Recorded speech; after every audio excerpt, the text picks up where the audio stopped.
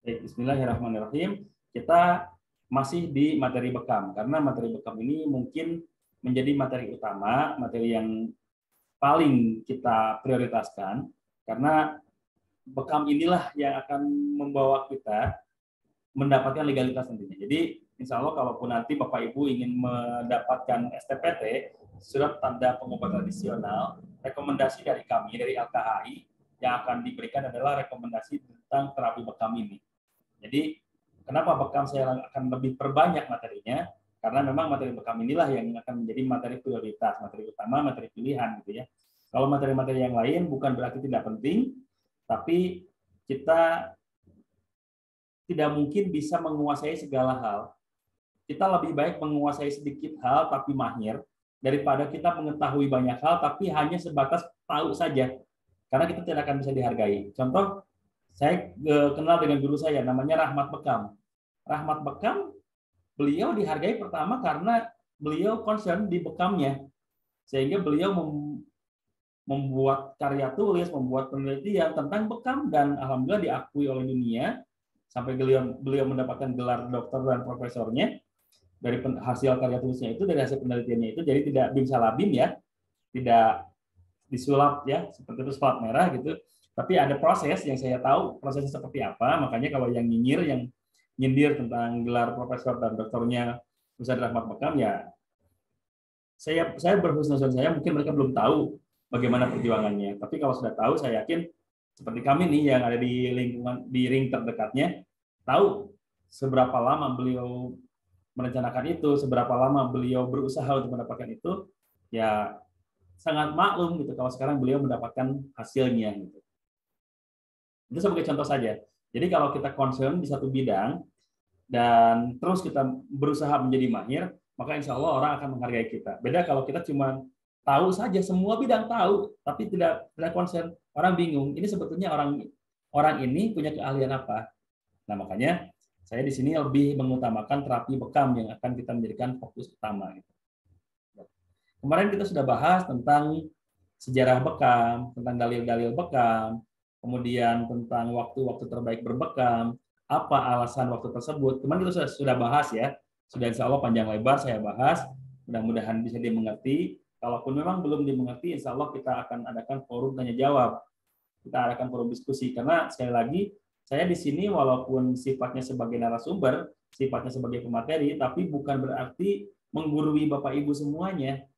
Karena bagaimanapun saya yakin Bapak Ibu semuanya punya kelebihan yang tidak saya miliki, punya kelebihan yang mungkin saya tidak tahu, itu lebih-lebih dari apa yang saya punya gitu. Makanya di sini saya lebih suka kita berdiskusi. Saya mengakui kalau mungkin, bukan mungkin lagi, tapi pasti akan mengalami banyak kesalahan. Tapi kalau Bapak Ibu bisa memperbaiki itu, alhamdulillah saya berterima kasih. Saya tidak akan tersinggung jika ada yang mencela, jika ada yang mengkoreksi gitu, mengkoreksi apa yang saya sampaikan, tapi koreksinya itu benar-benar sumbernya, ilmunya jelas, bertanggung jawab, maka saya akan sangat berterima kasih sekali, karena itu yang dibutuhkan gitu ya.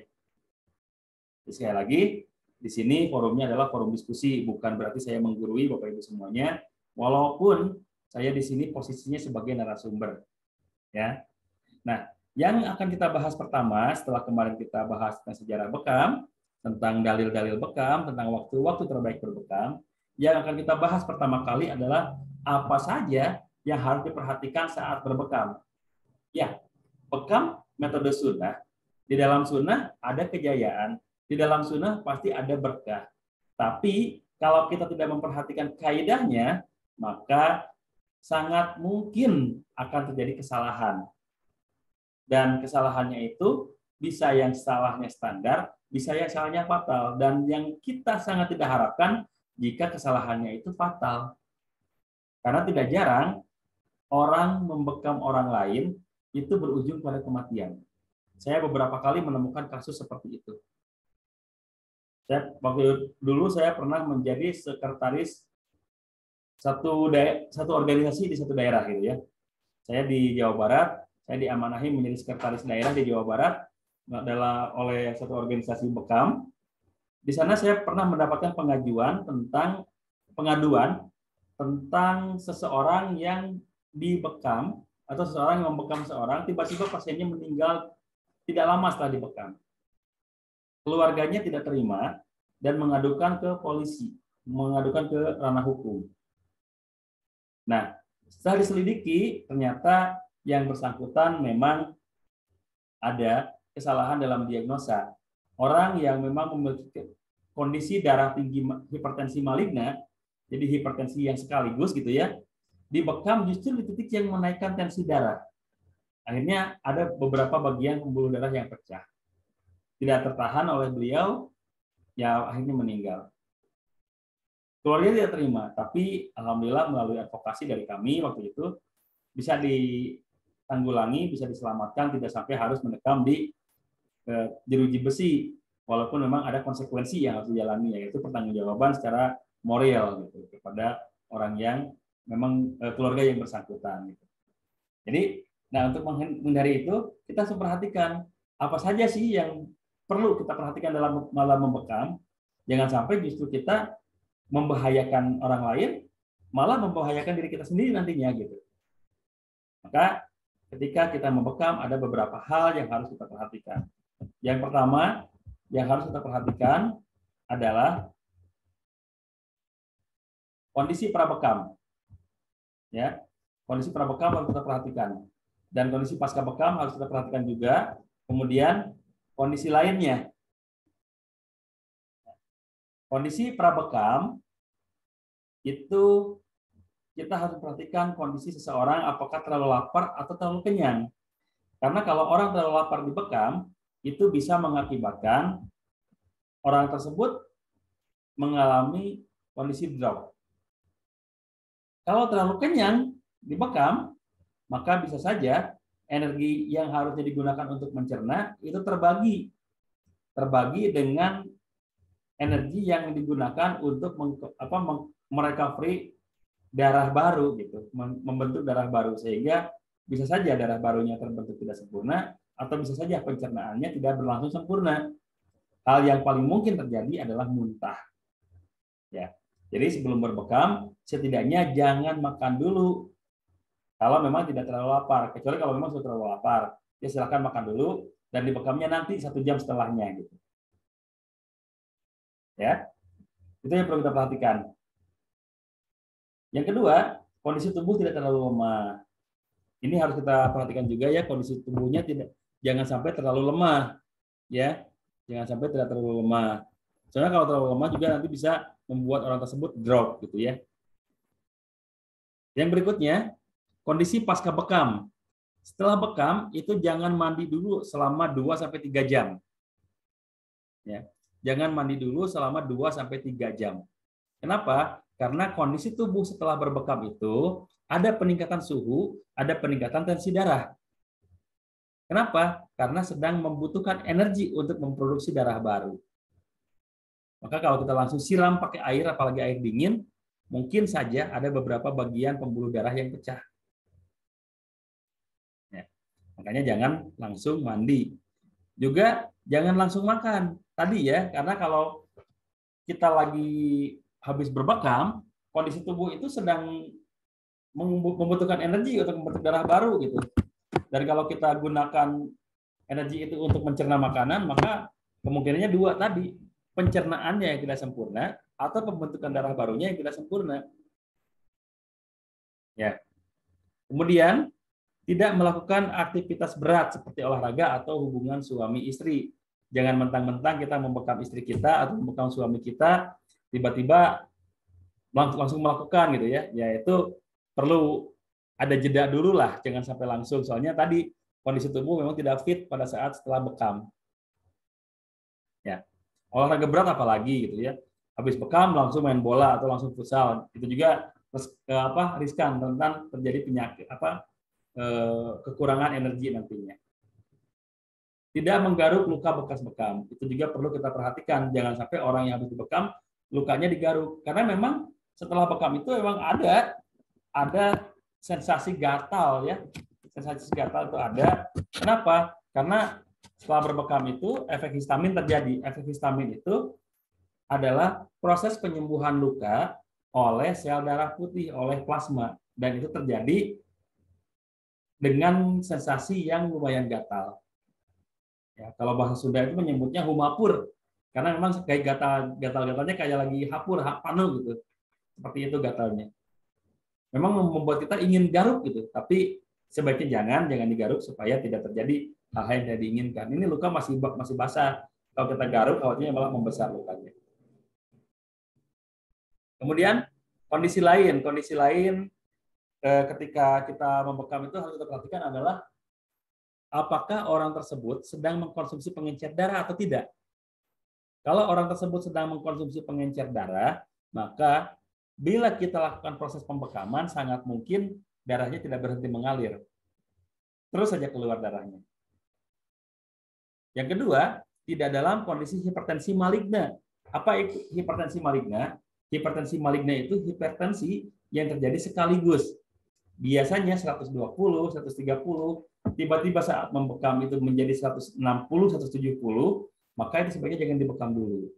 Karena tadi setelah berbekam itu ada kenaikan tensi darah dulu, walaupun cuma sedikit, tapi ada kenaikan tensi darah. Khawatirnya kalau hipertensi maligna seperti itu, yang biasanya 130 tiba-tiba menjadi 170, pembuluh darahnya tidak siap. Akhirnya pecah pembuluh darah ketika setelah dibekam. Pertemuan kemarin ada pertanyaan dari Pak Haryanto. Kata Pak Haryanto, kenapa? Kalau orang darah tinggi boleh dibekam, tapi yang hipertensi maligna tidak boleh.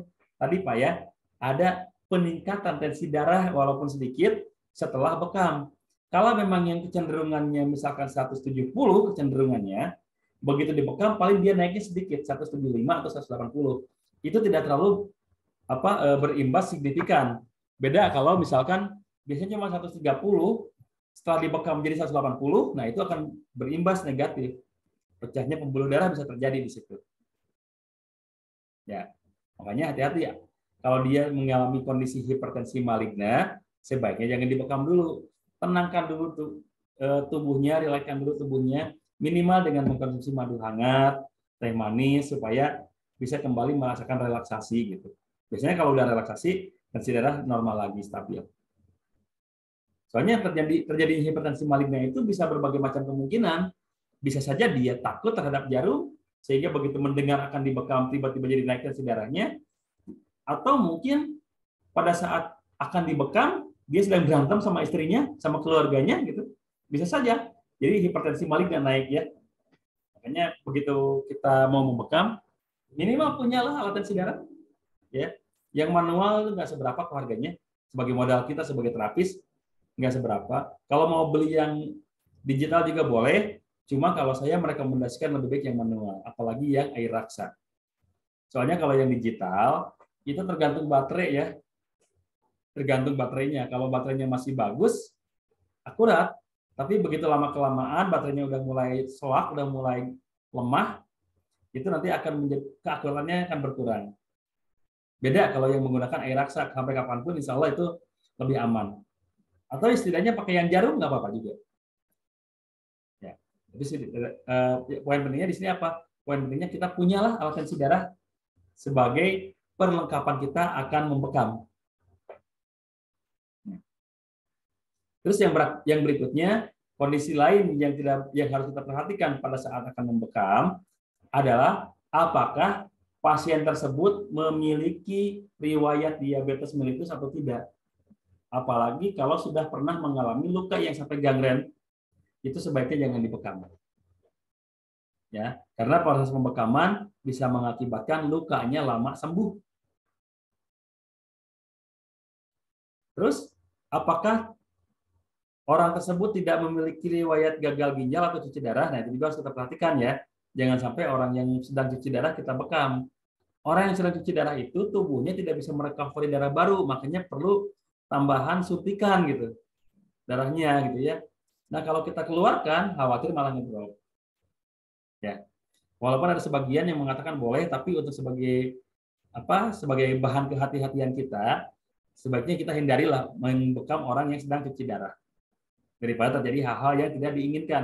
Kita jangan terlalu berspekulasi dalam kesehatan, karena kesehatan itu berhubungan dengan nyawa orang lain. Gitu.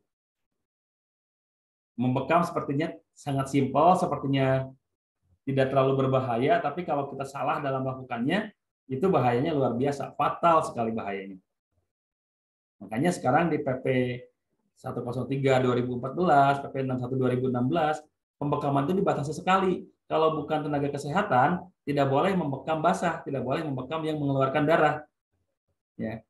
Tapi kita dari LKHI, insya Allah punya triknya, punya strateginya, supaya kita walaupun bukan dari nakes trad, bukan dari nakes primer, bisa melakukan proses bekam basah. Alhamdulillah, saya sampai sekarang dari tahun 2015 punya STPT.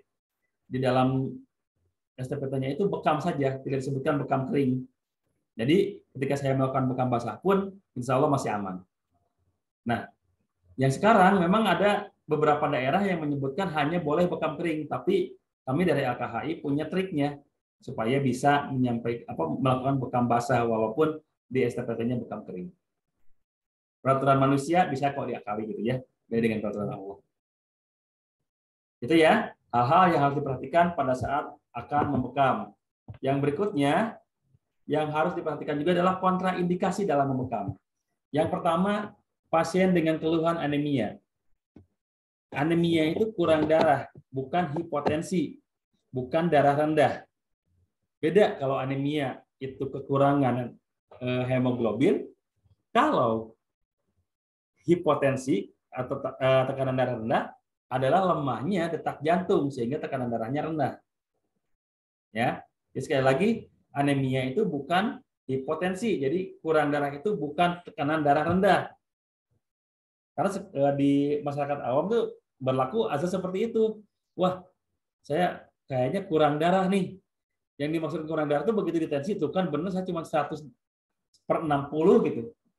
Ada kecenderungan seperti itu. Padahal bukan. Ya, yang namanya hipotensi itu diakibatkan karena detak jantung yang lemah. Itu boleh dibekam kalau yang hipotensi. Tapi kalau anemia, walaupun detak jantungnya normal, walaupun tensi darahnya normal, tapi kadar hemoglobinnya, kadar Hb-nya kurang, maka itu tidak boleh dibekam. Karena akan mengakibatkan drop nantinya. Kemudian, wanita pada saat haid hari pertama atau sedang banyak keluar darahnya. Jadi kalau wanita sedang banyak keluar darah, sebaiknya jangan dibekam dulu. Ya, sedang banyak-banyaknya. Biasanya hari pertama, kedua biasanya. Tapi kadang-kadang ada juga yang hari pertama biasa, hari kedua biasa, hari ketiga justru banyak-banyaknya. Makanya di sini hari pertama atau sedang banyak keluar darahnya. Jadi tidak dipukul rata gitu ya. Karena kondisi head seseorang itu beda-beda. Walaupun saya belum pernah merasakan head, tapi saya tahu gitu. Ada yang perubahan emosinya di hari ketiga, ada yang perubahan emosinya justru di sebelum head-nya itu terjadi gitu. Kalau wanita sedang head itu kita tidak bisa melawannya nih sebagai kaum pria. Kita hanya bisa diam aja, kita hanya bisa melihat aja, pasrah kalaupun mereka bilang apa-apa, kita pasrah aja karena bagaimanapun kita pasti yang salah gitu ya kalau di kaum pria itu. Wanita selalu benar. Ya. Jadi wanita pada saat haid hari pertama itu jangan dibekam dulu gitu ya. Yang berikutnya, wanita hamil pada trimester pertama. Jadi 3 bulan pertama wanita hamil jangan dilakukan proses pembekaman dulu. Kenapa? Karena janin lagi maksimal butuh nutrisi. Janin itu lagi maksimal butuh nutrisi. Kalau misalkan kurang nutrisi, kurang asupan nutrisi ke rahimnya, akibat dari terhambatnya suplai darah, karena kan tadi sedang membentuk darah baru dulu nih gitu, belum mengalirkan nutrisi ke bagian janin, maka khawatir janinnya akan mengalami kekurangan atau kecacatan. Alhamdulillah, jangan sampai seperti itu. Nah, trimester berikutnya dari mulai 4 bulan sampai 9 bulan boleh dibekam, cuma hindari area rahim. Ya. Jadi kalau di trimester pertama itu sebaiknya tidak dibekam sama sekali, tapi kalau di trimester berikutnya itu boleh dibekam tapi hindari area rahim. Ya. Yang berikutnya, pasien yang baru selesai makan. Tadi ya sudah dijelaskan bahwa belum 1 jam makan tuh jangan langsung dibekam, biarkan perutnya, pencernaannya benar-benar melakukan tugas terlebih dahulu gitu, mencerna makanan secara sempurna dulu. Kemudian pasien dengan keluhan hipertensi maligna, tadi juga sudah dijelaskan ya, hipertensi maligna itu adalah hipertensi yang terjadi sekaligus.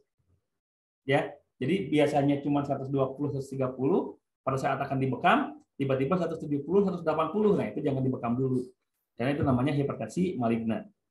Sebagai seorang terapis, kita harus menanyakan dulu, begitu kita kontensi kepada pasien kita, berapa tensinya? Sekian. Biasanya berapa Pak, Bu? Nah, itu harus kita tanyakan. Ya. Sebagai bahan perbandingan, oh ini memang normalnya segitu, kecenderungannya segitu. Oh ini nggak normal nih, bahaya kalau kita lakukan proses bekam, memaksakan membekam itu bahaya gitu. Makanya kita perlu nanya dulu. Makanya anamnesa itu poin penting. Ya, menanyakan kondisi pasien itu poin penting. Kemudian pasien yang terlalu tua. Pasien yang terlalu tua di sini bukan berarti tua usianya, tapi tua kondisinya. Saya pernah punya pasien usia 100 tahun lebih, tapi kondisi tubuhnya masih fit, saya bekam nggak apa-apa. Saya pernah juga punya pasien yang baru usia 40 tahun, tapi kondisinya tidak memungkinkan untuk dibekam, saya nggak berani bekam. Ya. Jadi tua di sini bukan tua usia, tapi tua kondisi yang harus kita perhatikan. Yang berikutnya, pasien dengan keluhan diabetes mellitus yang sudah tahap gangren. Jadi kalau luka itu nggak sembuh, itu jangan kita bekam. Karena khawatir luka bekas bekamnya tidak sampai bisa sembuh. Malah terjadi pembusukan dan harus diamputasi. Naudzubillah. Kalaupun dia diabetes tapi belum sampai gangren, maka proses pembekamannya di mana? Di area yang tidak jauh dari jantung. Hindari pembekaman di area yang jauh dari jantung. Kenapa? Kalau yang jauh dari jantung, itu otomatis suplai darah, suplai nutrisi ke luka tersebut akan lambat. Karena orang yang terkena diabetes itu, massa jenis darahnya menjadi berat. Sehingga alirannya semakin lambat. Itu kenapa yang mengakibatkan terjadinya gangren. Luka yang asalnya cuma sedikit, tapi karena kurang nutrisi, kurang asupan proses recovery, maka lukanya keburu diserang oleh virus yang bisa mengakibatkan infeksi. Itu ya yang menyebabkan gangren pada penderita diabetes mellitus.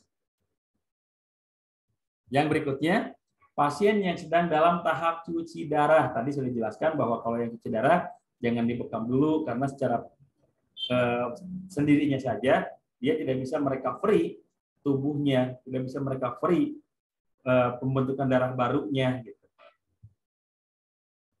Kemudian pasien yang sedang mengkonsumsi obat pengencer darah, tadi sudah kita jelaskan bahwa yang mengkonsumsi pengencer darah jangan dibekam dulu, khawatir lukanya tidak berhenti atau darahnya tidak berhenti. Kemudian pasien yang diare dan pasien yang dehidrasi.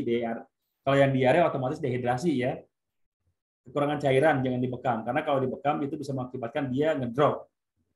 Karena cairan itu hal yang paling penting kalau dalam tubuh kita. Kurang cairan sedikit aja, minimal kita akan mudah ngantuk. Makanya ada kan di iklan ya, yang kurang konsentrasi langsung disuruh minum aqua.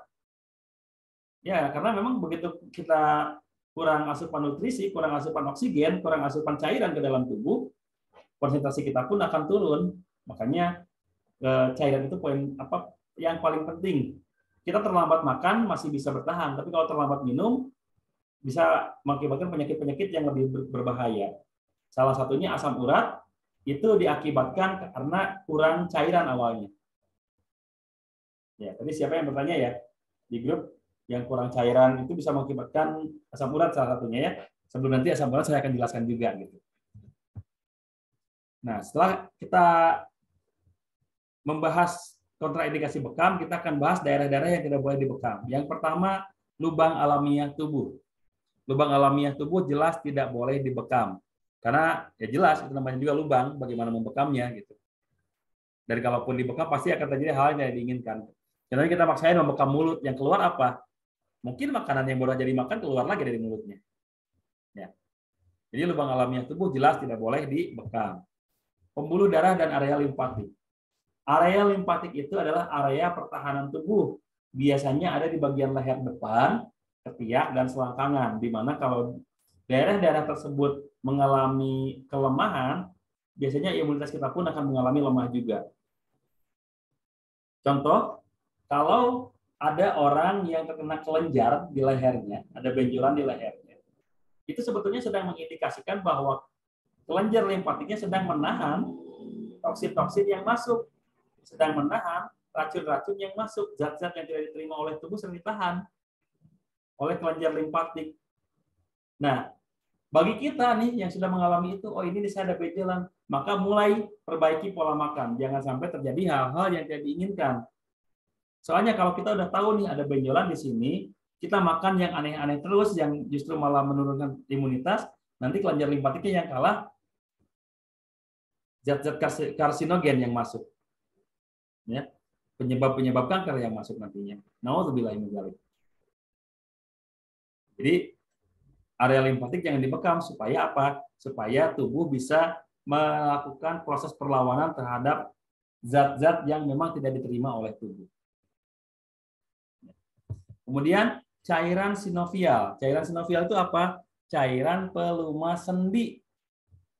Makanya di area-area persendian jangan dibekam. Soalnya kalau pelumasnya terambil melalui proses pembekaman, itu bisa mengakibatkan kelumpuhan. Nauzubillah. Jangan sampai harusnya dibekam sehat, malah dibekam jadi lebih parah sakitnya. Ya. Cairan sinovialnya terambil, akhirnya dia mengalami kelumpuhan. Kemudian belakang kepala bagian bawah, di bawah komah 2. Komah 2 itu kita kemarin sudah bahas ya, titik-titik bekam. Komah 2 itu adalah bagian paling menonjol di belakang. Ya. Di belakang kepala bagian paling menonjol itu komah 2. Nah, di bawahnya ada yang membek tuh, itu adalah tempatnya otak kecil kita. Kalau di area tersebut dibekam, khawatirnya sarafnya terganggu, sehingga mengganggu suplai nutrisi, suplai oksigen kepada otak kecil kita, mengurangi yang namanya memori kita. Jadi daerah tersebut jangan dibekam. Ya. Kemudian di tempat yang terdapat kelainan kulit lokal atau infeksi lokal. Contohnya kena panu. Yang terkena panu jangan dibekam. Kenapa? Karena panu itu kan jamur ya. Jamur kalau kita tusuk itu jamurnya nggak keluar. Karena membekam itu menusuk menggunakan jarum atau melukai dengan bisturi gitu ya. Kalau kita tusuk aja gitu ya, kalau kita tusuk aja, mungkin si jamurnya malah masuk ke dalam kulit, malah susah disembuhkan nantinya. Ya, makanya di bagian-bagian yang terdapat kelainan kulit itu jangan dibekam, khawatir malah mengakibatkan hal-hal yang tidak diinginkan. Nah ini ya, yang dibekam kita sudah bahas kemarin, ada alfdain, tahil, tartifain, azohril, terus alwarik, Piton, kemudian Fahad, terus Asaf dan Zohil Kodam. Penjelasannya ada di sini, bukit ini, kemudian ini di Yafuk, kemudian komah 2 ini nanti saya akan share ya ininya ya PDF-nya saya akan share terutama kepada grup kelas Tibu Nabawi saya akan share. Kemudian Kahil ini, kemudian Kartifain, kemudian belikat, ini bagian dari al-zohri ya, belikat, pinggang itu bagian dari al-zohri, ada warik juga, akiton, tulang ekor, kemudian ini hamah itu di dahi, kemudian ada juga al-duknu di dagu, kemudian ada juga sok, betis, ada juga zohril kodam. Zohril kodam itu adalah punggung telapak kaki. Fungsinya letaknya sudah saya tulis di sini, nanti saya akan bagikan kepada kelas Tibu Nabawi ya, kelas reguler Tibu Nabawi, supaya bisa dijadikan bahan murojaah. Nah, sekarang kita teknik membekam. Nah, sebelum kita masuk ke dalam teknik membekam, saya akan bacakan chat yang masuk terlebih dahulu. Oke. Yang pertama, kalau perut sebelah kiri bawah sakit itu kenapa? Kiri bawah, kalau kanan bawah kan usus buntu ya. Kalau kanan bawah mendekati selangkangan itu usus buntu, maka kiri bawah itu usus besar kemungkinan. Ya, kemungkinan besar adalah usus besar. Jadi biasanya itu disertai dengan diare, disertai dengan sembelit, disertai dengan berbagai macam hal-hal yang berhubungan dengan proses pembuangan. Itu biasanya ada di perut bagian bawah, baik itu kiri ataupun kanan ataupun tengah. Ya. Jadi kiri biasanya berhubungan dengan itu Pak, usus besar kemungkinan. Terus kemudian dari Bu Arin mau tanya, tangan kan saya sering kesemutan, udah dibekam, dipijat, minum herbal, mengkudu tapi tetap aja. Apa gejala kolesterol? Sering kesemutan itu bisa juga selain kolesterol, mungkin juga ada kadar gula yang berlebihan. Ya, apalagi di bagian tangan. Soalnya apa? Tadi suplai darah dari jantung ke bagian yang terjauh seperti tangan dan kaki itu lambat. Dan kalau bagian-bagian tersebut lambat mengalami suplai, maka pembuluh darahnya akan melakukan aktivitas yang harusnya sudah masuk darah, tapi ini belum masuk. Akhirnya terjadilah yang namanya kesemutan. Ya, itu yang mungkin juga terjadi selain adanya kolesterol. Kalaupun kolesterol bisa saja, tapi lebih cenderung sih kalau saya mendiagnosa orang yang sering kesemutan di tangan, di kaki itu, kadar gulanya biasanya lebih tinggi. Baik. Kemudian asam urat. Nanti kita akan bahas ya asam urat ya. Insya Allah kita akan bahas asam urat. Izin ke belakang, lagi hujan deras kurang maksimal. Baik. Sekarang kita akan bahas dulu asam urat nih. Kita akan bahas dulu asam urat sebelum kita masuk ke materi teknik membekam. Sebelumnya tadi ya, asam urat itu diakibatkan oleh dehidrasi. Sebelum saya dehidrasi, saya minum dulu Bapak Ibu ya. Mohon maaf.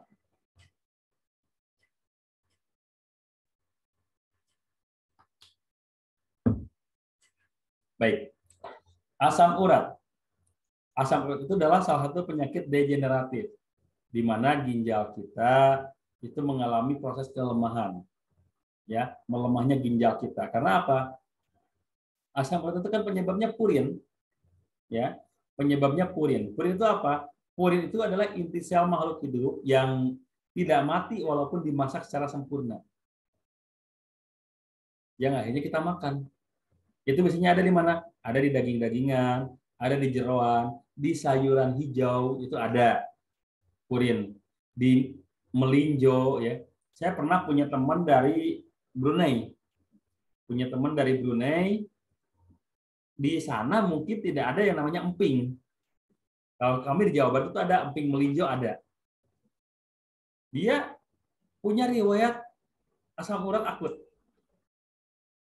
Kalau sudah sampai parah, itu sampai angka 10 lebih. Padahal idealnya asam urat itu normalnya kalau perempuan itu maksimal 6, kalau laki-laki maksimal 7. Lebih dari 6 perempuan ya, itu kadar asam uratnya itu bisa sampai sakit di kaki, di bagian-bagian tertentu, terutama di bagian sendi, di bagian tumit, di bagian telapak kaki itu sering sakit. Itu kalau lebih dari 6 perempuan. Kalau laki-laki kalau lebih dari 7 juga merasakan hal yang sama. Nah ini, teman saya ini, karena mungkin dia tidak tahu kalau itu bahannya melinjo, si emping yang cuma satu toples hampir habis sendiri. Dimakanin aja terus tanpa pakai nasi, tanpa apa-apa. Dimakanin terus, karena enak sih.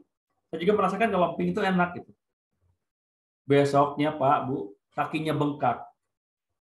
Nggak bisa jalan. Ternyata benar, begitu dicek, asam uratnya udah sampai 11.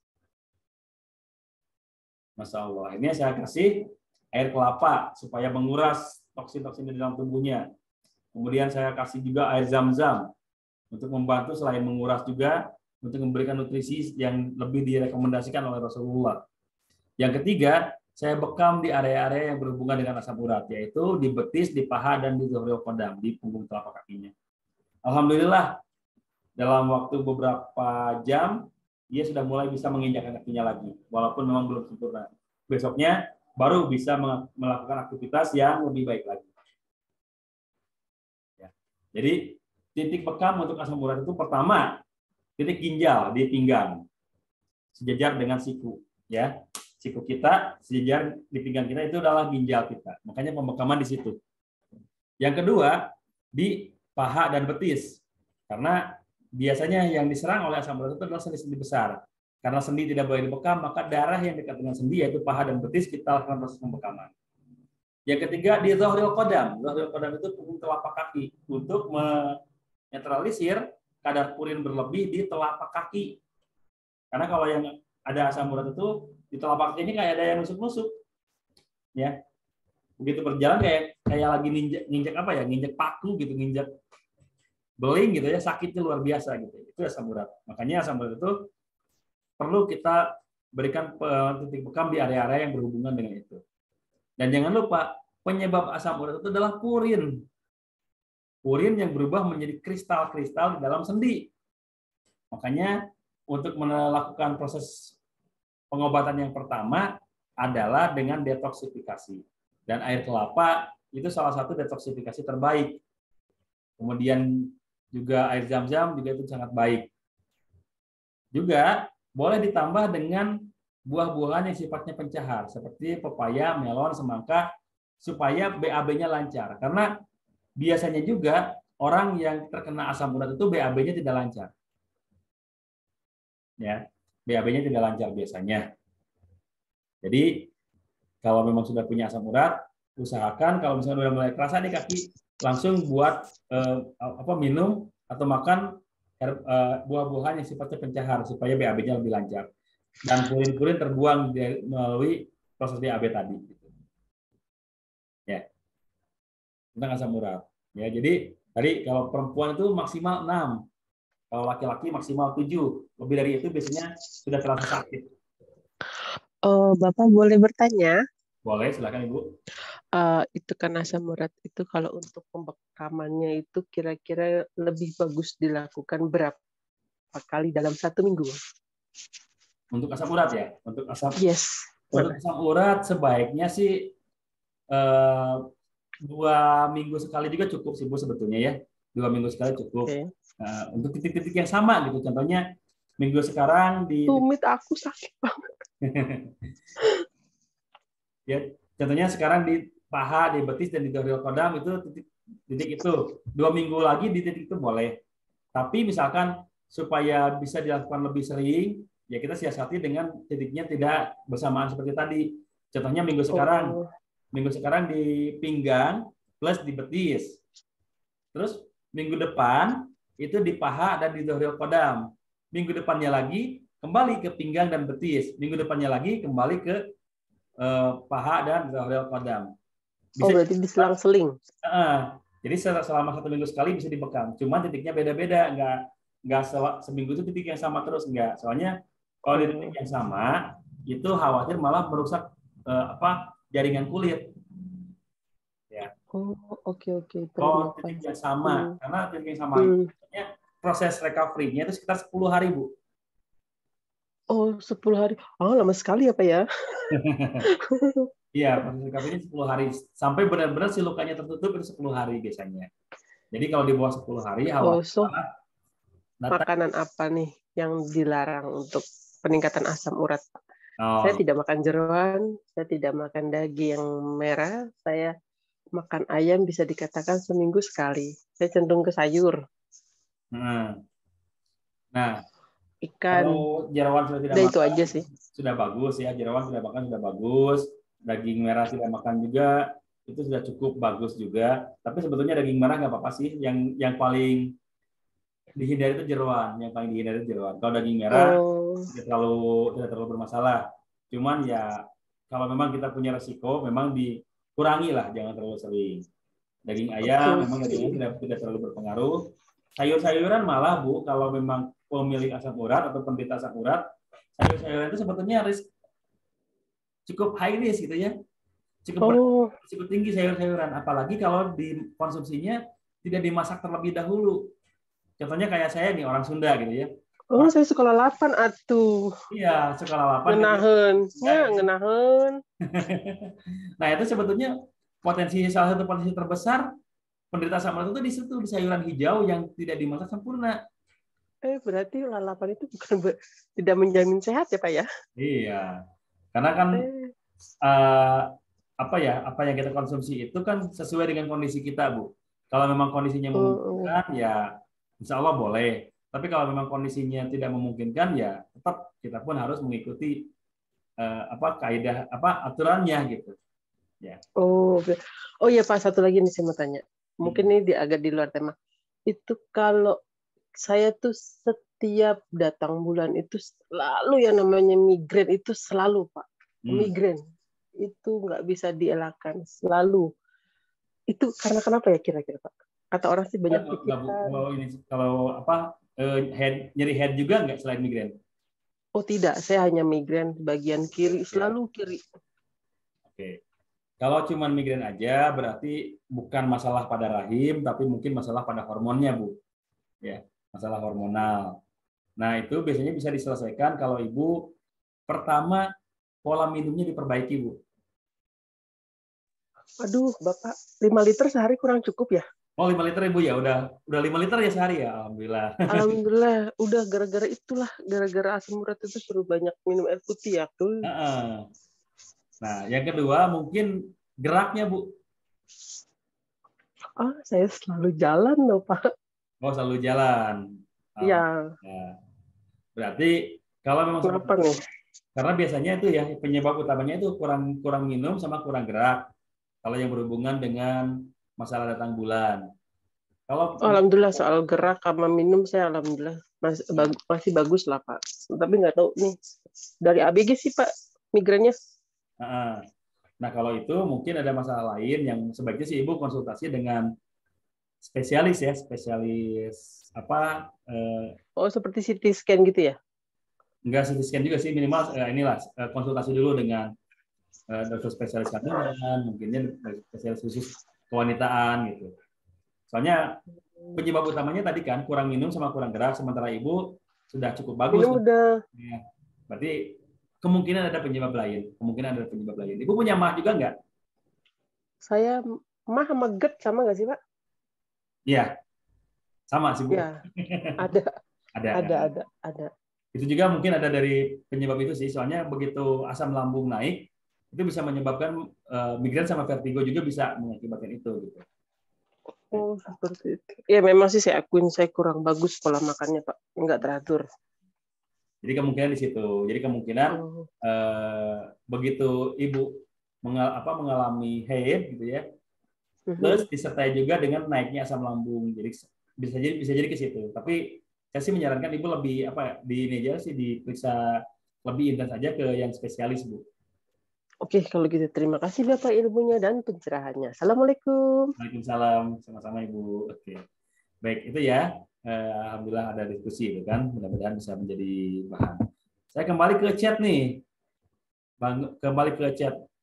Chat di sini sudah ada masuk yang lebih banyak lagi. Tadi tentang asam urat, kalau memang nanti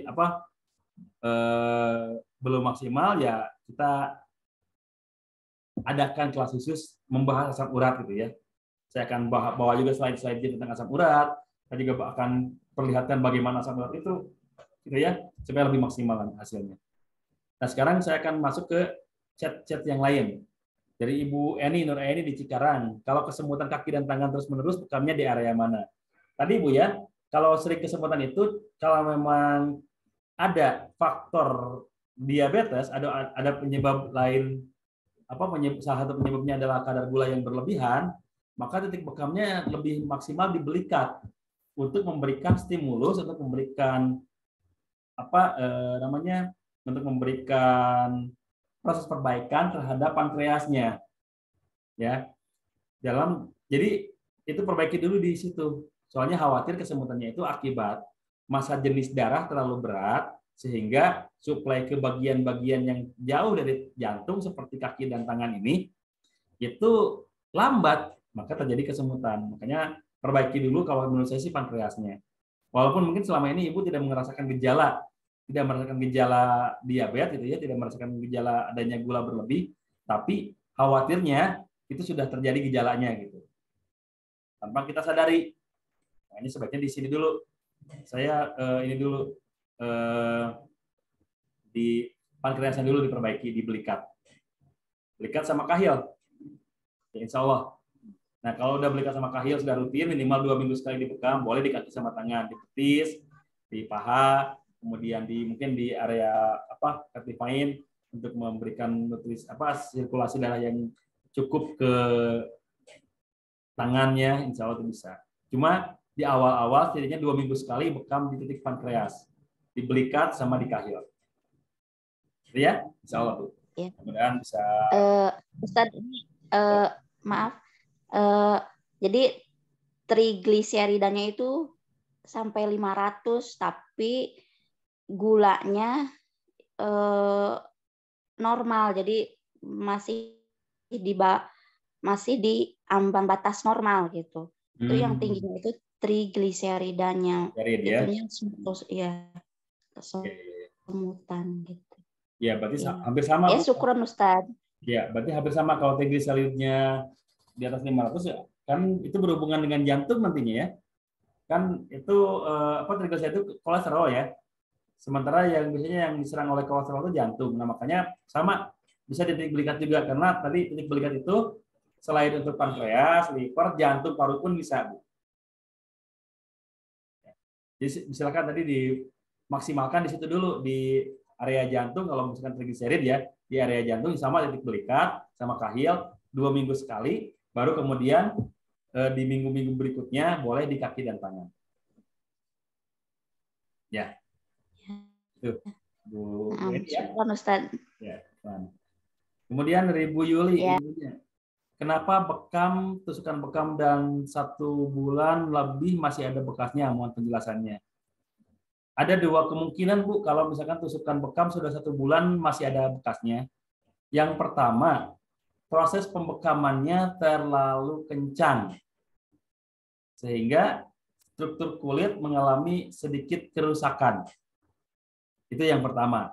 Yang kedua, proses perlukaannya terlalu dalam. Mungkin si kulit pasiennya ini tipis, tapi kita melakukan proses pembekamannya dengan cara vertikal. Jadi menusuknya itu sampai benar-benar tertusuk dalam. Nah, kalau memang seperti itu, maka di pembekaman berikutnya kita gunakan teknik pembekaman miring.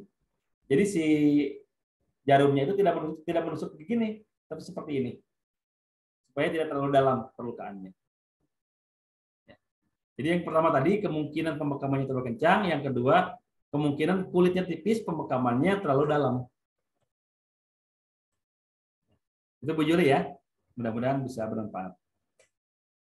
Kemudian dari Bapak Muhammad Sobiri yang izin bertanya, kalau buat masalah wajah di bekam di daerah mana? Mohon pencerahannya sebab sama cara mengatasinya. Masalah wajah di bekamnya daerah mana gitu. Masalah wajah seperti kayak jerawat gitu kan ya, mungkin flek hitam gitu. Itu ada yang namanya bekam kecantikan, Pak. Ya, untuk perempuan bekam kecantikan namanya. Kalau mungkin untuk laki-laki bekam kegantengan gitu ya. Itu ada titik bekam yang namanya titik bekam kecantikan. Yaitu di dahi, hama, kemudian di tulang pipi ini sama di dagu. Tapi kalau mungkin laki-laki di dagu itu kan ada janggutnya ya. Jadi kecil kemungkinan dibekam di dagu. Maka di sini sama di sini cukup. Cara membekamnya itu jangan seperti di punggung. Kalau di punggung itu 3 sampai 5 menit dibiarkan kopnya baru dilepas. Nah, kalau di wajah itu cukup setiap 1 menit lepas, usap darahnya, 1 menit lagi lepas, usap darahnya. Jadi tidak sampai terlihat ada bulatan bekas bekam.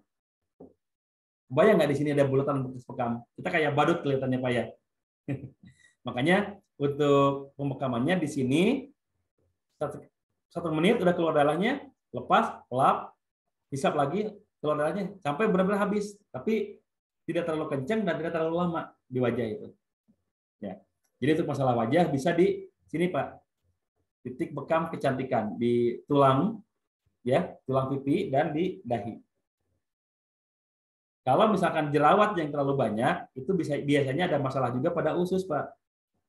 Maka proses pembekaman di usus perlu kita lakukan juga, yaitu di pinggang. Ya, di pinggang. Kalau tadi ginjal itu sejajar dengan siku kita, ini agak ke bawah sedikit. Itu titik usus. Ya.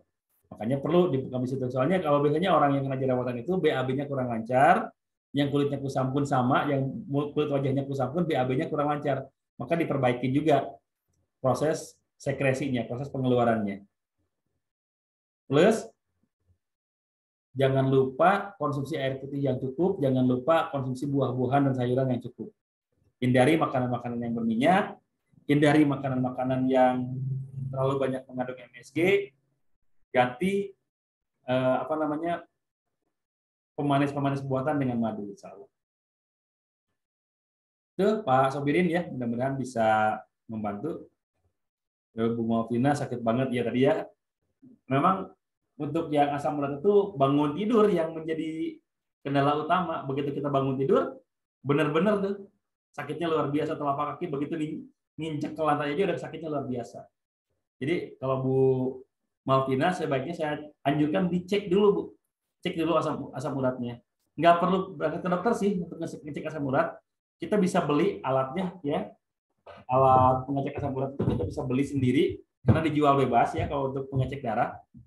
Itu kalau di Indonesia karena Bu Malvina ini di Hong Kong ya. Kalau di Indonesia itu ada yang namanya alat seperti ini Bu. Saya nanti perlihatkan ya. Susah dikeluarkan lagi. Ada alat seperti ini, alat pengecek darah itu. Ya, ada alat seperti ini. Ini dijual bebas oleh dimanapun.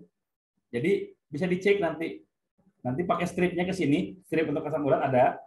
Ibu keluarkan darah sedikit dari ujung jari, masukkan di strip itu. Nanti akan terbaca di sini berapa angka asam uratnya. Ya. Jadi tidak perlu cek medis ke dokter. Kalau memang mau, ibu silakan beli alat seperti itu. Saya yakin banyak kok dijual bebas ya alat seperti itu. Dijual bebas kok di setiap negara pun dijual bebas. Karena memang sudah berlisensi mendapatkan uji kelayakan kalau itu bisa dipakai oleh semua orang. Di situ bisa dicek asam uratnya berapa, gula darahnya berapa, kolesterolnya berapa, hemoglobinnya berapa. Ya. Jadi silakan dicek dicek sendiri juga bisa insya Allah. Soalnya Bu Malvina kalau sampai seperti ini, seperti nenek-nenek jalannya kalau pas bangun tidur ya, saya khawatir itu memang asam uratnya sudah terlalu tinggi. Mungkin sudah lebih dari 8, lebih dari 9 gitu ya. Mungkin, tapi semoga saja tidak. Ya. Bu Andrika sama saya juga baru sembuh dari migrain selama 2 hari kemarin ya. Tadi ya penjelasan seperti itu ya. Kemudian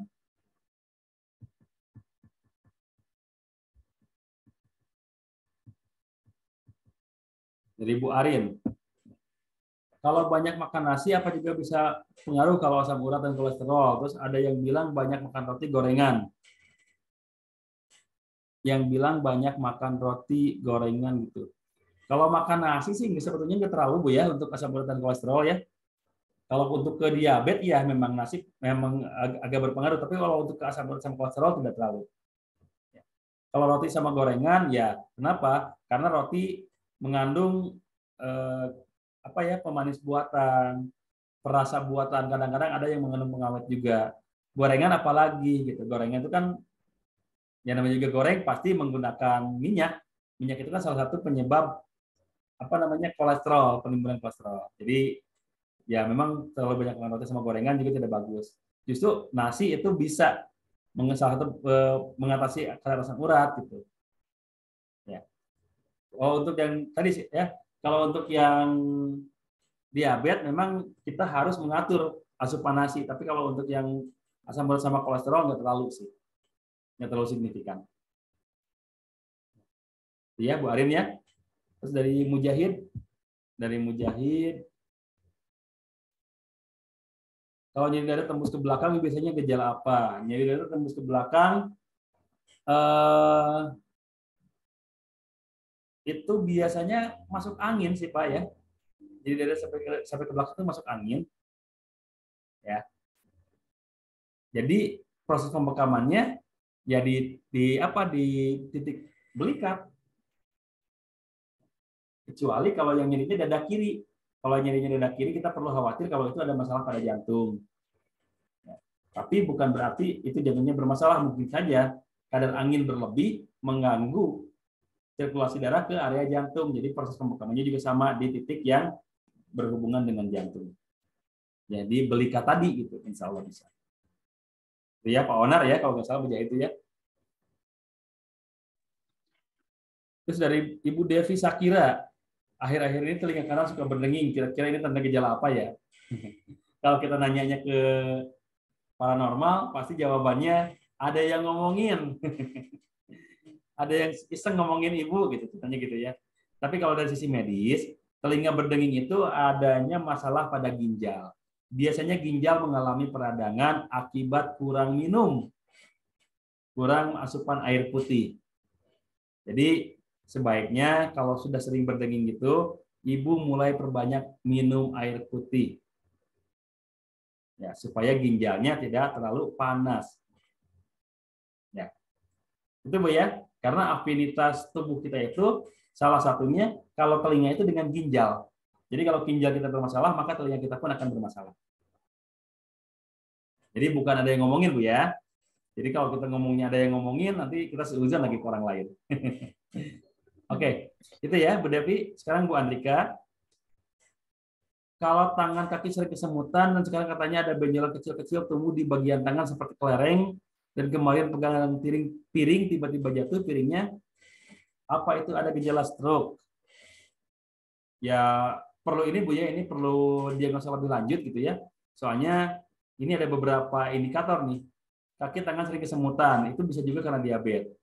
Piring kebas ya sehingga sulit piring tiba-tiba jatuh, itu juga mungkin ada diabetes. Dan diabetes juga bisa menjadi salah satu penyebab stroke. Bisa ya, bisa menjadi salah satu penyebab stroke. Jadi itu kemungkinan saja bisa, tapi sebaiknya kita lakukan diagnosa lebih lanjut untuk orang seperti itu. Nanti saya coba minta foto telapak tangannya sama minta foto lidahnya. Ya, di grup tapi Bu ya, jangan dijaprikan ya, supaya bisa kita sama-sama diagnosa. Ya Bu Andrika ya, jadi jangan mengirim di Japri kalau untuk permasalahan kesehatan sebaiknya kita di grup aja supaya barangkali saya tidak bisa menjawab, ada yang lain yang bisa menjawab. Kayak tadi ya, di grup kelas Tibun Nabawi yang sekarang nih, Bu Malvina bertanya tentang asam urat, saya belum sempat jawab, alhamdulillah sudah ada yang bisa jawab kan. Jadi bisa jadi bahan diskusi. Jadi untuk masalah ini nanti saya minta foto telapak tangan sama minta foto lidahnya untuk bisa dilakukan diagnosa secara menyeluruh, didiskusikan diagnosanya. Ya. Tadi Ibu Malvina alat cek seperti tadi, kalau di Indonesia dijual bebas Bu, banyak. Ya kalau di Hong Kong di dokter saya juga nggak tahu tuh. Tapi di toko-toko kesehatan di Indonesia tuh selalu ada gitu. Di toko kesehatan selalu ada.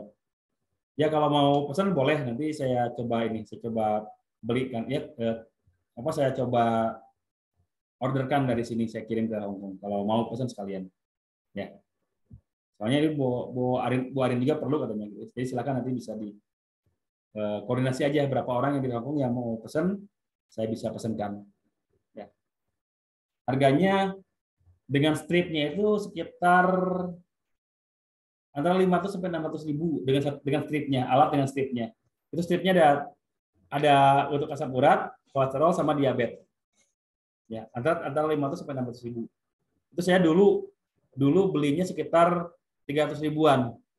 Ya, dulu sekitar 300 ribuan. Sebelum strip.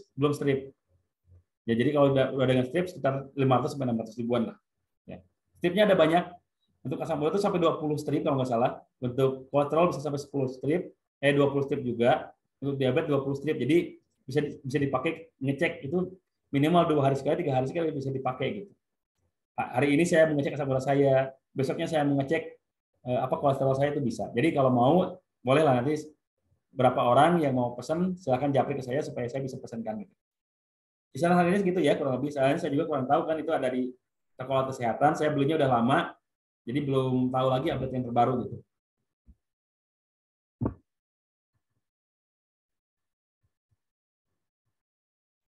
Oh di Hong Kong ada ya. Kalau bisa ke Bu Arin dia boleh, ya. Ke Bu Arin dia boleh ya. Terus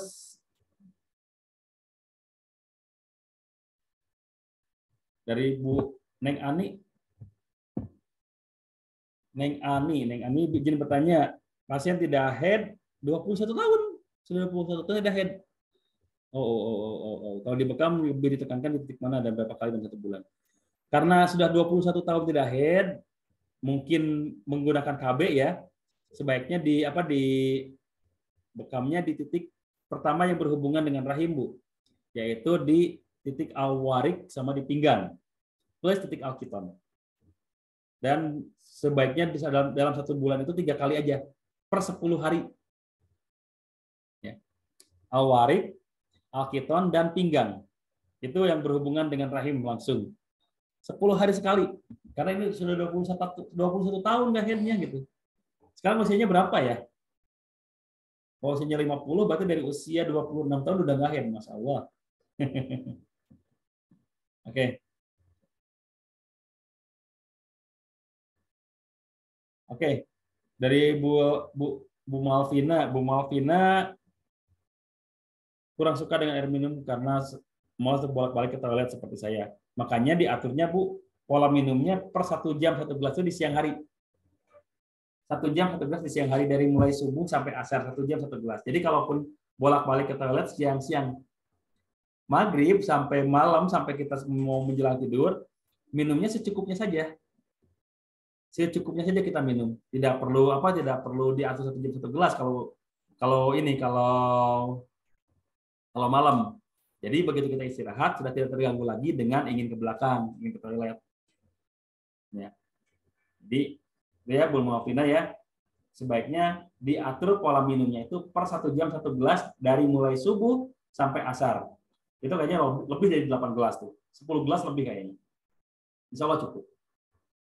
Ya. Kemudian, usianya 41 sekarang. Berarti dari 21 tahun, dia udah nggak haid. Masya Allah. Ya tadi ya, ditekankan di titik itu aja Bu. Di titik yang berhubungan dengan rahim, pinggang, warik, dan al-qiton. Per 10 hari sekali aja. Setelah benar-benar luka bekas-bekamnya udah sembuh, bekam lagi. Supaya minimal kita bisa membantu detoksifikasi toksin-toksin yang mengendap di rahimnya. Akibat terlalu lama gitu, endapan itu di sana gitu. Ya. Terus dari Pak Mujahid, kalau sakit dada bagian kiri, gejala apa? Dan sakit perut bagian kanan. Pertama, sakit dada bagian kiri, dada kiri kita itu jantung, Pak. Jadi kalau ada sering sakit di situ, apalagi ditambah dengan sering sesak napas, mudah capek, kemudian ada bengkak di kaki gitu ya, itu dikhawatirkan ada masalah pada jantungnya. Maka mulai sekarang rutin berbekam di area titik jantung dan konsumsi jantung pisang. Di sayur jantung pisangnya, tapi di sayurnya di sayur kering, di sayur bening, jangan pakai santan, jangan pakai penyedap rasa buatan. Jadi rasanya itu boleh dengan bawang putih, dengan garam gitu ya, dengan seperti itu, dengan yang alami gitu. Jadi sayur asem raos, Ustadz. Betul Bu. Ya, jadi kalau dada kiri itu lebih cenderung ke masalah jantung. Nah tadi ya, selain sering berbekam di area belikat, kemudian makan jantung pisang, untuk herbal yang saya rekomendasikan untuk jantung, salah satunya adalah bawang putih, Pak. Bapak setiap hari minum bawang putih yang kira-kira sebesar ibu jari ya, 1 siungnya itu, dicampur 2 sendok madu, di blender Pak, pakai air 1 gelas. Blender madu sama bawang putih sama air 1 gelas. Minum setiap 1 kali aja 1 hari. Setiap habis sarapan, 1 jam setelah sarapan konsumsi itu. Insya Allah nanti bisa membantu proses penyembuhannya. Ya, itu Pak ya. Ya, syukur Ustaz. Silakan kalau yang mau bertanya lagi di kolom chat, karena saya akan sambil lanjutkan ke materi ya. Sekarang ke teknik pembekaman. Kalau ini saya akan singkat saja, karena saya yakin semuanya untuk teknik membekam bisa gitu. Tapi ada beberapa hal yang perlu kita perhatikan. Terutama yang saya akan benar-benar jelaskan itu adalah yang berhubungan dengan syariat. Karena kita di sini sedang mengedepankan nama bekam sunnahnya gitu. Bukan bekamnya saja, tapi bekam sunnah. Makanya di sini kita akan memberikan teknik yang benar-benar mengedepankan syariat. Yaitu yang pertama persiapannya. Persiapannya kita menjaga kebersihan ruangan, menjaga kebersihan alat, menjaga kebersihan diri sendiri. Boleh dengan berwudu. Jadi sebaiknya sebelum kita memulai membekam, kita punya wudu itu lebih bagus. Ya, kita punya wudu itu lebih bagus. Kenapa? Karena tidak jarang orang yang kita bekam itu sebetulnya punya gangguan gangguan non medis, gangguan jin, gangguan sihir, gangguan ain, contohnya gitu ya. Kalau kita tidak punya wudhu, apalagi kita tidak berdoa, khawatir gangguannya itu malah menyerang kita. Jadi wudhu dan doa itu salah satu sebagai benteng kita untuk terhindar dari gangguan-gangguan yang tidak diharapkan tadi. Ya. Jadi kebersihan ruangannya sudah kita siapkan. Jadi ruangan untuk berbekam itu sebaiknya tertutup, tapi punya ventilasi dan pencahayaan yang cukup. Ya. Jangan di tempat terbuka, benar-benar terbuka gitu, karena khawatir kontaminasi udara luar itu bisa berbahaya. Tertutup sekalipun nggak boleh. Misalkan tertutup nggak ada AC, nggak ada ventilasi, nggak ada pencahayaan, itu pun bisa bermasalah juga. Makanya untuk proses pembekaman itu yang pertama tertutup tapi ada ventilasi dan ada penerangan yang cukup. Kalau bisa jangan terlalu dingin, supaya suhu tubuh pasien kita ketika dibekam itu tidak terlalu dingin. Ya. Yang berikutnya, mempersiapkan tempat sampah untuk limbah bekam. Jangan sampai ketika kita sedang membekam, darah udah mulai banyak, kita bingung, wah mana kresek nih buat limbah, nyari-nyari dulu. Nah itu jangan sampai seperti itu. Soalnya kalau udah pakai sarung tangan, kita udah jangan pegang yang lain lagi. Hanya membekam pasien dan alat bekam aja. Jangan sampai kita udah pakai sarung tangan, korak-korek nyari kresek buat sampah bekam, atau pegang HP atau pegang yang lain. Jangan sampai seperti itu gitu. Karena khawatir ada kontaminasi yang nanti masuk ke dalam tubuh pasien. Ya. Persiapkan tempat sampah untuk limbah. Kemudian lakukan diagnosa dengan wawancara kepada pasien. Jadi jangan sampai pasien datang mau dibekam, yuk bekam. Titiknya kita tentuin seenaknya aja. Padahal ternyata bukan titik itu yang diharap, yang efektif. Ya. Yang berikutnya proses bekam. Berdoa terlebih dahulu baik terapis maupun pasiennya. Sebaiknya kita ajak pasiennya berdoa. Yuk Bu, Pak, kita berdoa sama-sama. Yang kedua, lakukan sterilisasi kulit dengan mengoleskan minyak herba pada bagian yang dibekam. Minyak herba di sini boleh minyak zaitun, boleh minyak but-but, boleh minyak habatus sauda, bahkan minyak kelapa pun boleh. Kalau memang urgent tidak ada minyak herba, minyak kelapa pun boleh. Dengan catatan belum dipakai masak gitu ya. Tapi selama masih ada minyak-minyak yang lebih direkomendasikan seperti minyak habatus sauda, minyak zaitun, gunakan yang itu. Ya. Itu ya. Kita dilakukan pengolahan minyak, lakukan pengisapan kop, ya. Itu pengisapan kopnya saya lupa tuliskan sekitar 3-5 menit. Pengisapan dengan kopnya 3-5 menit ya. Kemudian lakukan perlukaan kulit, ya. Setelah di kop dilukai, boleh dengan jarum, boleh dengan bisturi kalau bisa. Sama. Setelah dilukai pun untuk mengumpulkan darahnya itu 3-5 menit juga. Kemudian lakukan pengisapan kembali dengan kop agar darah keluar. Nah, pengisapan yang terakhir ini sama 3-5 menit juga. Jadi pengisapannya 3 kali ya. Pertama pengisapan awal, kedua pengisapan setelah perlukaan, yang ketiga pengisapan di akhir setelah setelah darahnya dibersihkan.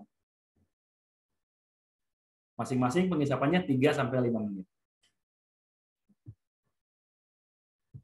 Ya, setelah aliran darah berhasil berhenti, silakan bersihkan dengan kasa steril. Jadi kalau yang menyentuh luka itu kasa steril.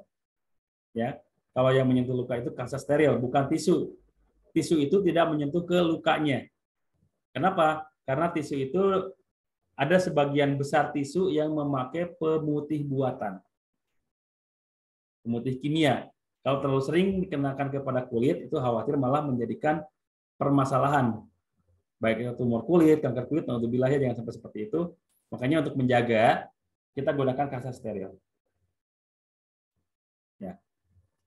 Silakan dilihat di video yang saya upload ke YouTube ya, di channel Al-Hijamah Rumah Sehat, bagaimana tutorial pembekaman. Ya. Lakukan pengisapan kembali untuk mengisap darah. Jadi tadi ya, lakukan pengisapan kembali. Jadi darah setelah itu diisap terakhir dengan kop. Pembersihan dengan kasa steril. Ini ya, saya yakin sudah pada bisa. Kemudian di finishing, seluruh kop bekas bekam dibersihkan dahulu dengan tisu. Kemudian lepaskan lancet dan dari lancing device, bisturi dari hand scalpel. Ini jelas ya. Jarumnya dibuka, dibuang. Tapi dibuang di tempat khusus, limbah logam. Jadi kita harus punya limbah logam, limbah non logam. Ya. Limbah logam kita pisahkan. Nanti kalau di Indonesia itu, terutama di Jawa Barat, kita bisa bekerja sama dengan puskesmas untuk membuang limbah bekas jarumnya itu. Ya. Kemudian pisahkan keduanya, simpan di dalam limbah logam berbahaya. Kumpulkan kasa steril bekas minyak darah, masukkan ke dalam plastik warna kuning.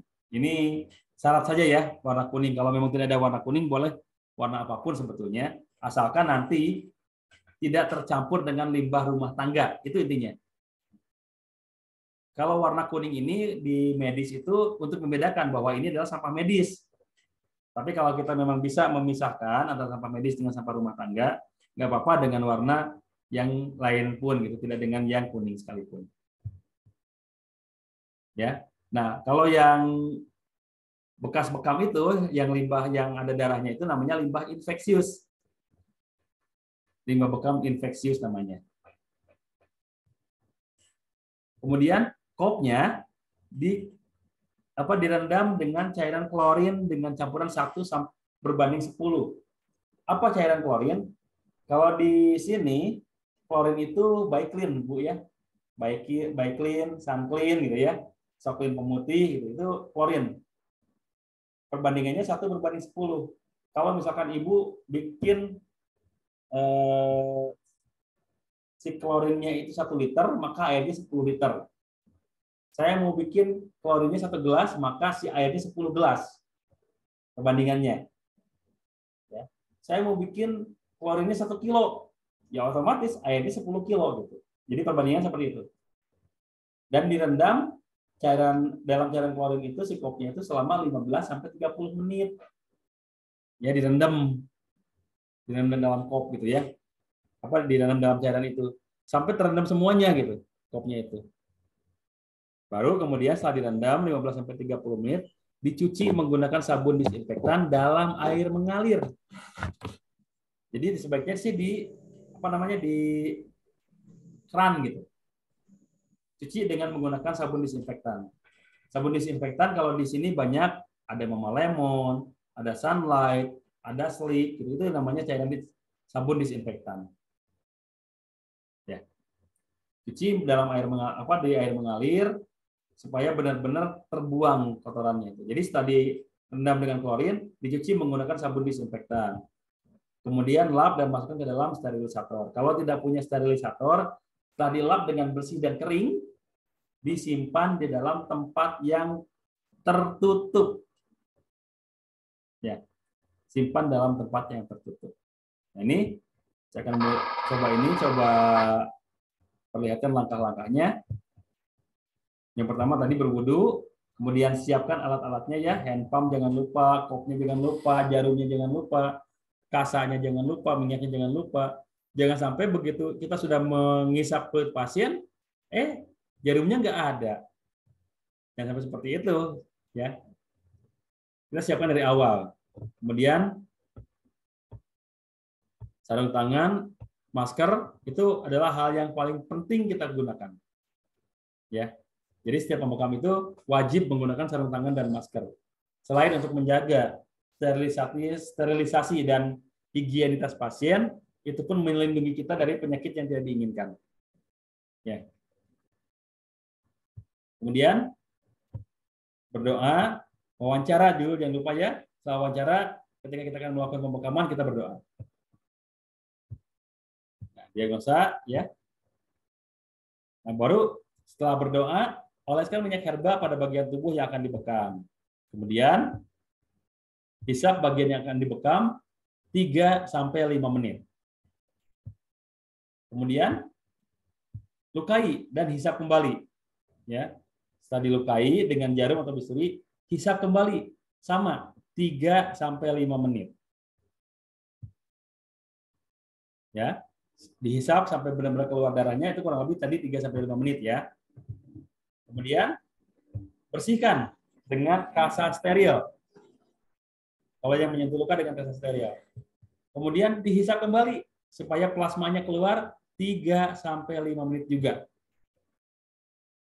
Ya. Baru setelah itu benar-benar dibersihkan plasmanya dan proses pembekaman selesai. Nah, baru proses sterilisasi. Si kop bekamnya itu disemprot dengan alkohol, kemudian dilap dan dimasukkan ke dalam cairan klorin. Yang tadi ya, perbandingannya 1:10, direndamnya sekitar 15 sampai 30 menit. Dicuci dengan sabun disinfektan di air yang mengalir. Tapi ingat, jangan menyatu dengan perabotan rumah tangga. Maka sebaiknya di tempat bekam kita punya wastafel sendiri untuk membersihkan alat-alat bekam. Ya, jangan menyatu dengan perabotan rumah tangga karena alat-alat bekam ini benar-benar infeksius, benar-benar terinfeksi. Khawatir ada penyakit hepatitis misalkan. Nanti kalau menyatu dengan perabotan rumah tangga, itu si virus hepatitisnya bisa menular kepada orang-orang yang menggunakan perabotan yang terkena. Makanya sebaiknya kita punya wastafel sendiri untuk alat bekam. Ini sterilisator ya, tapi kalau tidak punya sterilisator, tadi saya bilang dielap sampai bersih dan kering dan disimpan di tempat tertutup. Kalau tidak punya sterilisator. Bednya kita bersihkan, pakaian kita pun kita bersihkan ya, celemeknya kalau pakai celemek. Kemudian sampahnya tuh ya, sampah infeksius disimpan di tempat khusus, kemudian dibakar. Jadi dibakar ya, cara membersihkan limbah infeksiusnya, limbah yang ada darahnya. Kasa, tisu yang ada darahnya dibakar. Nah kalau yang ini, limbah logam ini diserahkan kepada puskesmas terdekat untuk bisa dibantu dihancurkan. Biasanya kita bekerja sama dengan membayar jasa penghancuran limbah logam ini sekitar 20 sampai 30 ribu per kilonya kalau di sini. Nggak tahu kalau tempat lain mungkin berbeda-beda, tapi saya yakin sih kita terlalu jauh. Ya. Nah, insya Allah kita akan lanjutkan ke keadaan gawat darurat. Insya Allah di pertemuan besok kita akan melanjutkan di keadaan gawat darurat. Sekarang saya akan buka chat dulu, ya.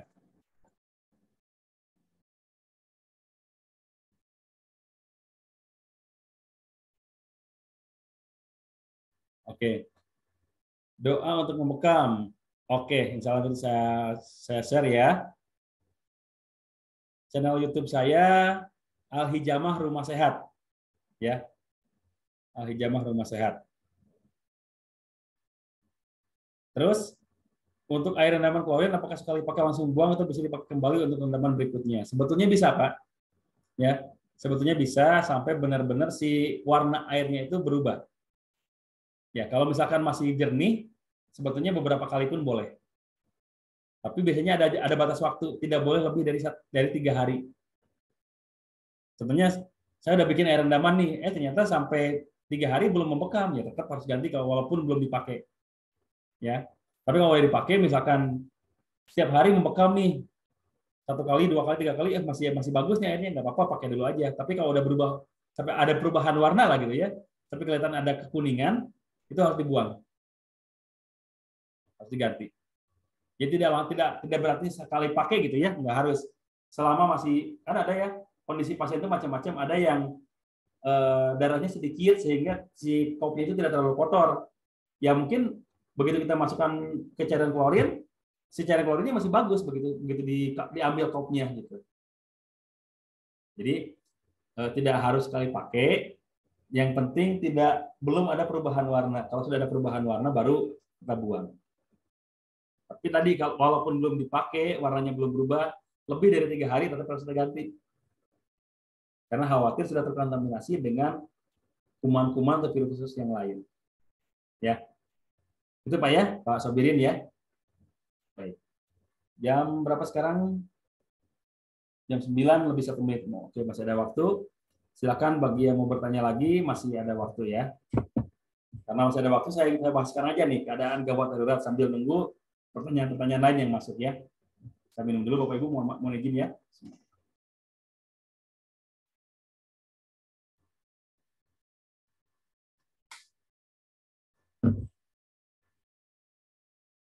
keadaan gawat darurat dalam berbekam. Ada 4 yang saya garis bawahi di sini, yaitu yang pertama yang sangat mungkin terjadi ketika membekam itu, yang pertama pasien kesurupan.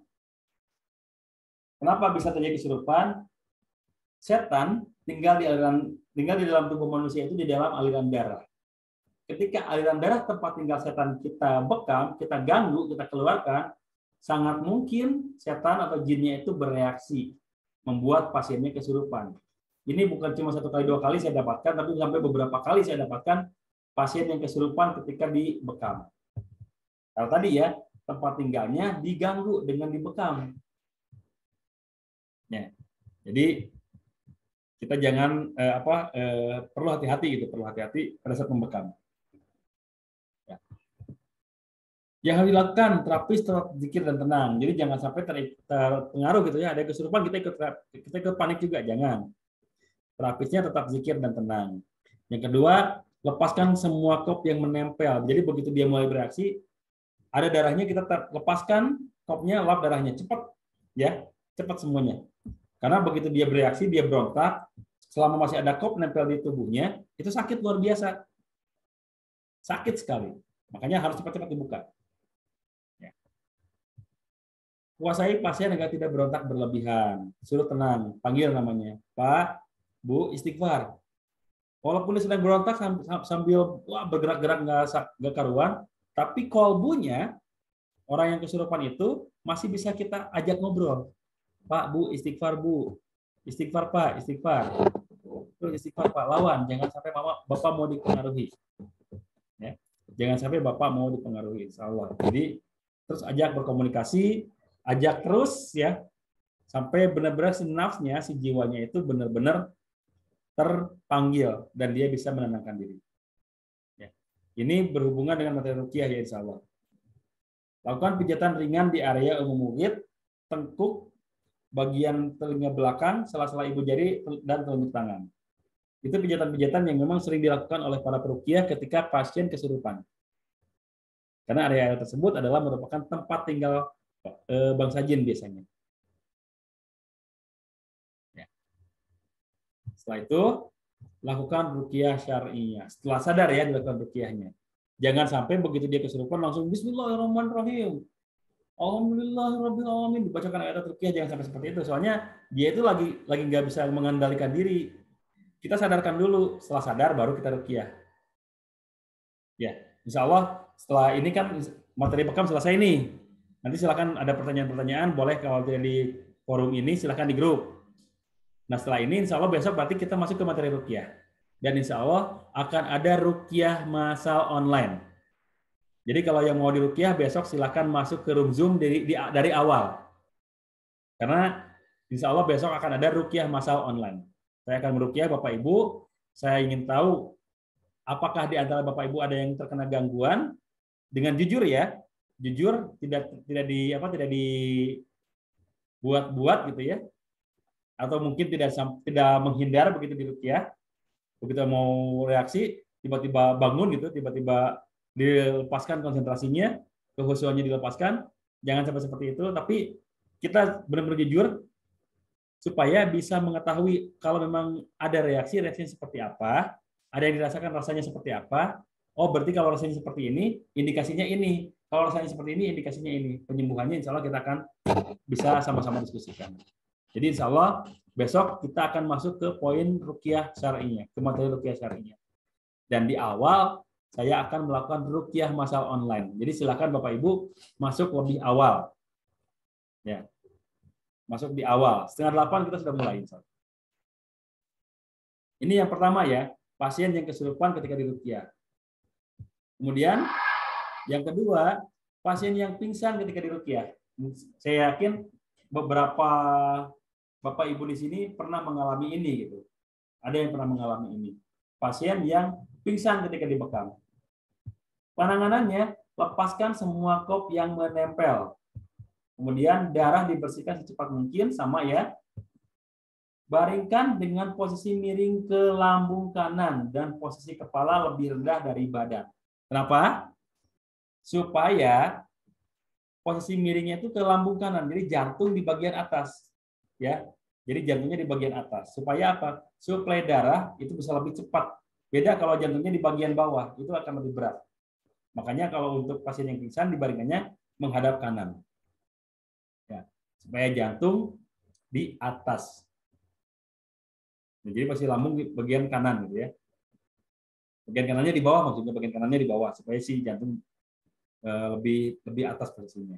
Dan posisi kepala lebih rendah dari badan. Kenapa? Tadi jantung itu supaya posisinya di atas. Kalau kepalanya di bantal, dikasih bantal, itu sangat mungkin suplai oksigen ke otaknya terhambat. Tapi kalau tidak pakai bantal, itu sangat akan mempercepat proses sirkulasi darah dari jantung ke otak, sehingga pasien akan lebih cepat disembuhkan. Kemudian longgarkan semua pakaian yang melekat. Ini kalau masih pakai pakaian ya, kalau tidak ya sudah berarti aman.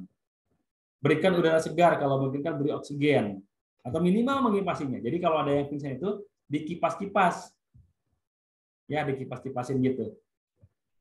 Kemudian lakukan pemijatan di antara area parit antara mulut dan hidung. Di sini, Bu, Pak. Ya, antara mulut dan hidung. Sudut jari kelingking dan titik umum mungkin. Tapi saya lebih suka di sini, memijat di sini. Karena lebih cepat proses penyembuhannya.